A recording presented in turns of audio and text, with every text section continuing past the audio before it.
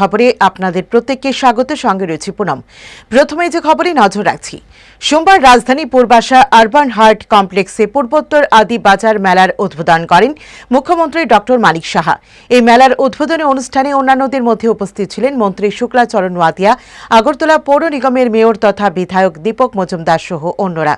মুখ্যমন্ত্রী ডক্টর মানিক সাহা তার সংক্ষিপ্ত ভাষণে রাজ্যের আর্থিক প্রেক্ষাপট এবং দেশের পূর্বোত্তরের ব্যবসার সম্ভাবনা ও কেন্দ্রীয় সরকারের সার্বিক সহযোগিতা নিয়ে আলোচনা করেন।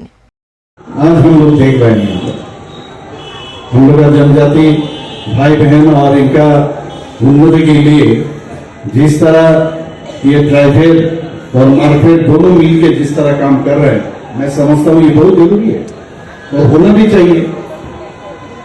और हमारा जो आइडियोलॉजी है ये जो एकदम लास्ट माइल का जो व्यक्ति है उनको जितना बेनिफिशियरी स्कीम है वहां तक पहुंचाना, और हम लोग वो भी कर रहे हैं।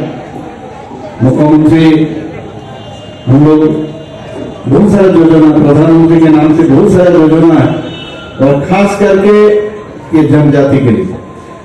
आप जानते हैं हम लोग ऑलरेडी वर्ल्ड बैंक से 1400 करोड़ ऑलरेडी सैंक्शन भी हुआ है लोग, और सिर्फ जनजाति एरिया में डेवलपमेंट की है।